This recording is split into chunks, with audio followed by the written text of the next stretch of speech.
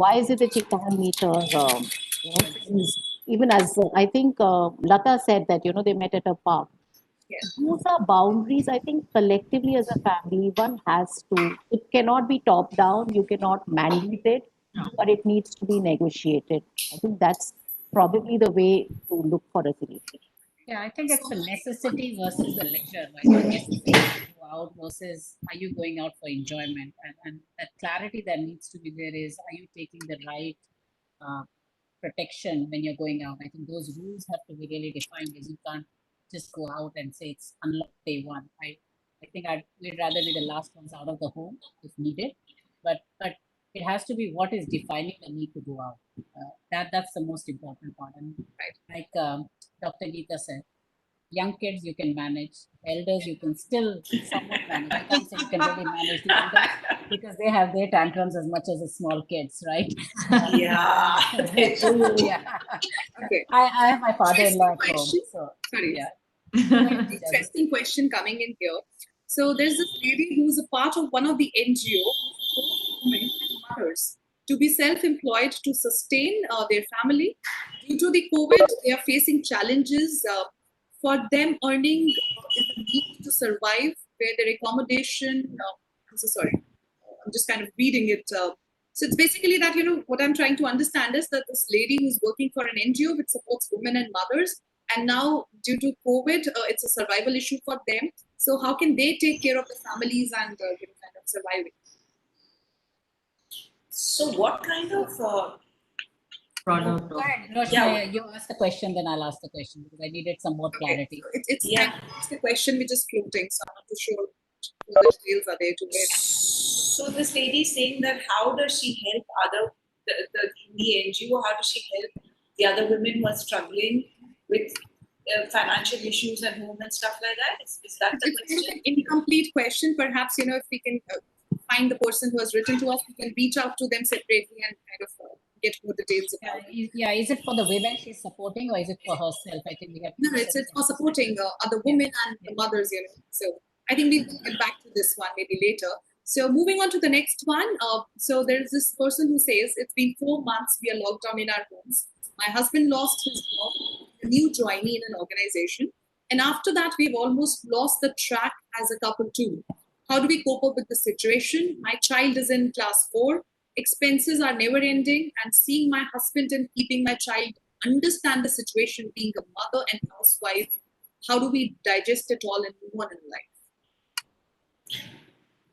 You cannot take away from the fact that this is a horribly tough situation. However much advice you may give to somebody and whatever, we have to acknowledge it is a very tough situation. Okay? That you cannot take away from that. However, if you look at life, and this is the way I choose to look at it, and I'm somebody who's been through a lot of ups and downs in life, right?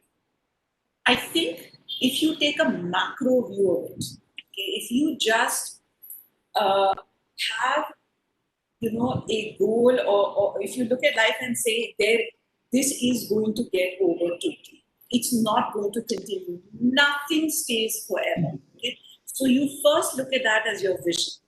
Okay? Then there's something that Bhavna said. She said, you look at life with a solutions mindset as opposed to a problem mindset. Right? You say that, okay, fine, this is a situation that please, I'm not making light of what you're describing to me is an extremely tough situation. And I'm not saying that I'm not being flippant, I'm not making light of it. I'm just saying that this is really the only way to go. That is to say, this is going to get over. See what are the you have a problem right now, but what are the solutions? Look at what you can do, right? What can you do with your husband? What can you do with your child? And one of us said that we're not superwomen. There is only so much that I can do. I think Madhurika said that there's only so much that I can do. I can't do anymore. Accept it and make the best of it. This too shall pass. Please, it will get over. Trust me. I've been through something like that. I've been through it a couple of times. It will get over. Just hang in there. this. Can I add one thing to what Yes, Roshni please. said? Yes, Yeah, ma'am. actually, also one thing is, see, when the husband has lost his job, so means finances are going to be tight. But at the same time, this is a great opportunity in a way to upskill, learn something new. Maybe it's a technical skill that makes you employable in 3 months, right? Because the online space, there are sectors which are growing. So I think one of the things is that we have to recognize that while some traditional sectors you might find being impacted, I mean, Jeff Bezos is not getting richer on the back of nothing, right? So there is a shift, and I think this is an opportunity for people if they look at it that way. How can I Very upskill? true. How can I learn something new? How can I make myself more saleable? Also, husband and wife could easily take on project-based work. I'm not sure about what the wife's skills are, but certainly you can take on project-based work. There are people hiring that. So I think it comes down to identifying your problem, looking for solutions. There will be things, and just finding your groove together and saying, look, we can handle it ourselves. Let's not disintegrate, if you want to continue with this. Jasmine, I'd just like to add because Yes, please. the husband lost his job, and I know it's a struggle, right? And like Roshni said it, or even Bhavna, at least I've also gone through it. It's tough times, right?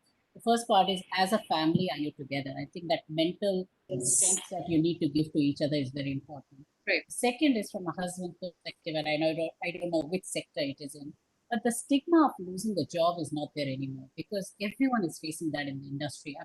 If you had talked about it a few years back, you'd say, "Oh, I lost my job or I got laid off." People were very scared to say I got laid off. I see LinkedIn every day people saying we got laid off because of COVID or because of the financial situation, and this is the type of role I'm looking for. And there are people actually reaching out or suggesting other roles.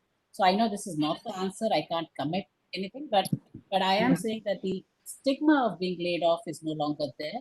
People understand we are going through these situations. There are a number of people who are without jobs, and it's the responsibility of each one of us to look out for people who are without jobs and see whether there are new roles that can fit. Like Bhavna said, the need to reskill yourself, the need to do things differently. Yeah. Therefore, the need to be open to other jobs has to be there. But the Right. key is, as a family, you cannot disintegrate because that's going to be the toughest. So yeah, so I think the answer is more or less, if I kind of take out bits and pieces from each one of you, what you suggested is, so it's first of all, you connect as a family. You don't take it as a stigma. Of course, solutions are there. It's just that you need to reach out, make an effort, upskill yourself, and I think very well pointed it out by everybody. So we are running out of time, and we will be taking the last question for the session now. So it's a question by a woman entrepreneur, and she says that initially she started the business and was very and sorry, I'm just kind of reading it, so article errors are there perhaps. Okay, so they have planned a business, trying to understand, and that planning came to a toss. They lost the business and has put all the investment into the business, and it turned out to be a failure in life. How do we go with this time and keep self-motivated to be focused and keep on trying, not lose it? Yeah, so I think we have pretty much covered these points, but if anybody would like to We can say a few words. Yeah, I can. Do you want to say that, Roshni? Do you want to address it? No, please go ahead. Yeah, so one is obviously a business. I don't know when did that not work to what is the situation now. And a lot of people are talking about this is the best time to actually invest and start work because if you can survive this era, you can survive anyone. Right? Yes. So, yes. So Absolutely. the opportunity is you're going to have the toughest time is this time. So if you're looking at one is, do you want to start a business now? Or do you want to really look at what are the possibility of the new type of business? All of us talked about new jobs, new roles, new opportunities, and there are entrepreneurs, and the whole focus of the government on Indian entrepreneur and Indian businesses is rising. So the key thing is, are you identifying what will be the need of the future, not need of the now, not need of the past? Is just Very valid. rebalance and pivot yourself. The second part is obviously finances, and that's a very tough one for anyone right now to get financing from anyone or to put the finances. And therefore, you may build a plan that goes over a time period. But this is the best. Don't be scared of the present financial situation. I can tell you, investors are investing. Yes. Indian companies are putting in more money. There is a set of small entrepreneurs who are coming up, and women, by the way, are doing more and more. I was talking to a few women who have their own businesses, and I can tell you is there are specific bodies that certify women entrepreneurs. You get specific benefits. I think we should really look at what is the possibility that we have, and then take it forward. Yeah, so I think it's start to press the restart button, reboot yourself with all the positivity, right? Absolutely. Yeah. Thank you, everyone. That was the last question for us to take up, and it has been actually a very, very engaging and a thought-provoking discussion today. Especially, I know personally each one of you, but meeting everyone on this platform has been really enriching for me personally.